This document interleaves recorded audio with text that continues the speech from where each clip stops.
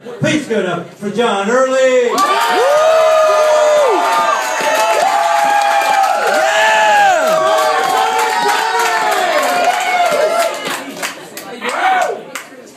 I'm feeling good tonight, you guys. Area, nice shirts. I saw this shirt hanging in the store and I thought, maybe. But then I scanned down and I saw these denim cuffs. I thought, Levi's, you've outdone yourself. I'll take it. Clothes are important, right? They say a lot about you. I feel like people can't quite peg my style. I'm getting a lot of mixed signals. The other day my friend told me, if I didn't know you and I saw you walking down the street, I think you're a Republican.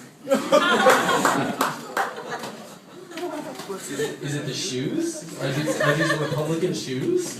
I feel like this shirt says he volunteers on weekends. The shoes, apparently he doesn't like property taxes. I don't know. Oh, so comedy. Let's do some comedy. I'm new to comedy, so I'm not very good at it yet. I hope you're okay with that. I feel like I'm supposed to say something topical here, like, did you all call your moms for Mother's Day? And I don't really have a joke for that, so mom's a very nice lady. Some comedians do crowd work. I don't really know how to do crowd work. So where are you from?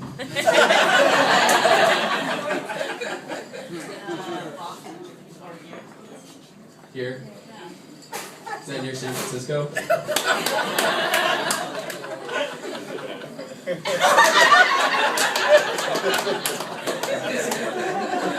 Stand-up comedy's hard, you guys. That's what I'm doing. This mic stand's our only friend up here, providing solace to the cold silence of fallen Catholic priest jokes.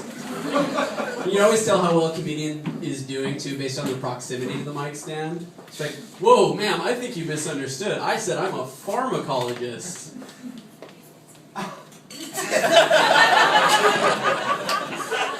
As the set gets worse, the mic stand comes in closer.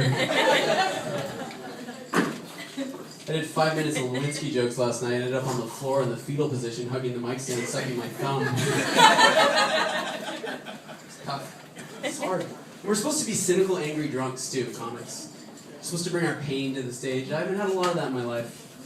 When I was a kid, I told my dad, I was like, Dad, I just want to be like Kurt Cobain. I just want to turn my pain into art. My dad was like, okay. Kurt Cobain lived under a bridge and did heroin. Let me hug you and go to your tennis matches.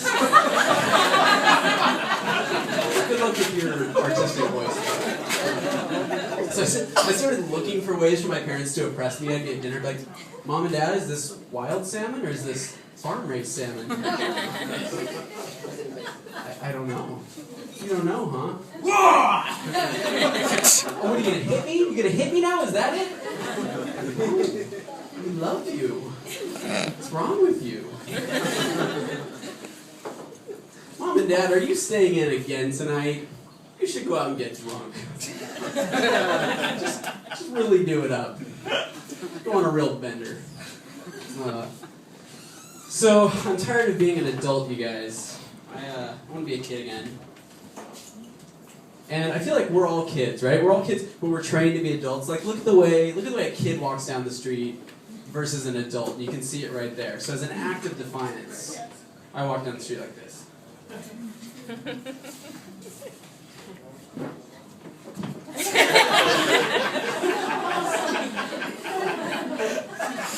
I'm glad you laughed at that, because I had to reorient that joke. I used to start the kid walk there, but it was always this cold walk back when I would bomb on that joke. Just hugging the mic stand. So again, I love language, I love grammar. I'm kind of picky about the way people say things. I'll admit it, I'm kind of picky.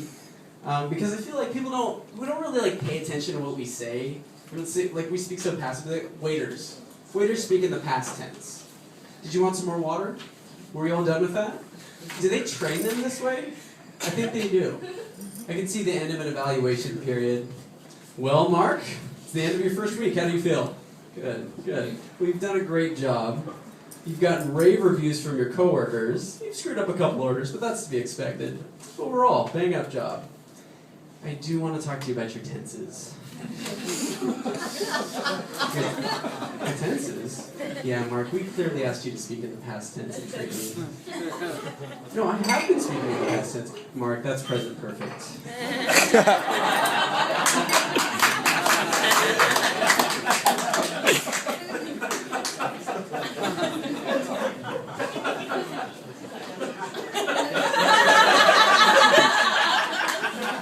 I was at a diner the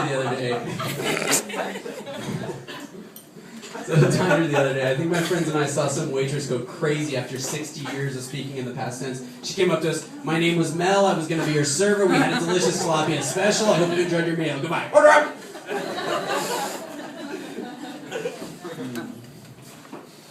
So where are you from?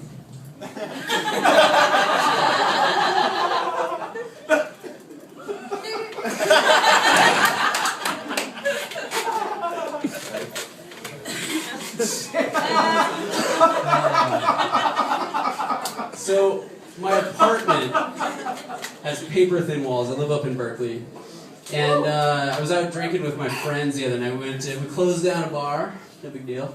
Brought them all back over to my place. And I was like, party continues. So we grabbed some beer. It's 3 a.m. We're cracking jokes, hilarious jokes. And I'm thinking to myself, I bet my neighbors must think we're pretty hilarious right now. I see him downstairs in bed like, honey, I don't know who this T-Bone guy is they keep talking about, but he sounds like a real hoot. And the walls are paper thin. I can hear my neighbors peeing.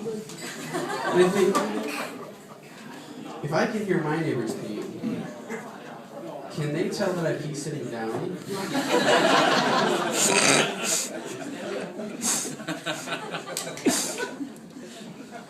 Oh, see, I was up in Berkeley the other day. I was walking out Shattuck, and there's these scruffy street kids. And I walked by them, and one of them said, hey man, do you think you could help me out with a quarter? I said no, and I passed on. And I heard him ask that same thing to the next guy behind me, hey man, do you think you could help us out with a quarter?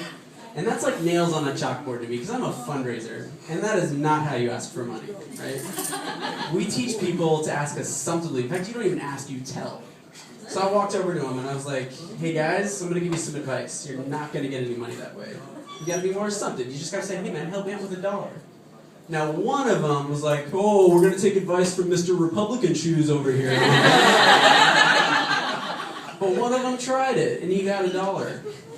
So I stood back and I watched those kids, and in 10 minutes, they brought in over $15. And I was walking home, I was walking home that night, and I thought, you know, I didn't give those kids any money.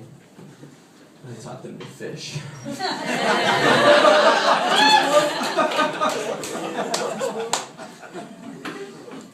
All right, you guys, I'm going to get out of here, but I'm going to leave you with a character. Oh, it's almost like I have friends in the audience. I'm going to leave you with a character, you guys. This is your dad doing stand-up. Hi. So my son, he's a liberal. For Halloween, he went as Fidel Castro. He had the uniform and the little hat. But unfortunately, Cuban cigars are illegal in this country, so he had the clothes but no cigar.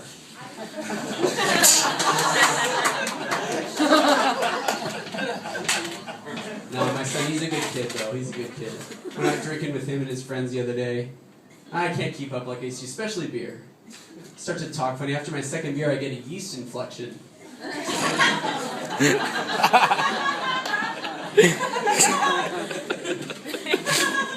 My daughter, she's got her learner's permit.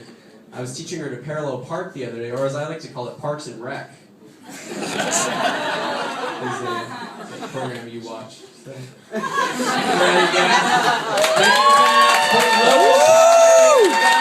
so much.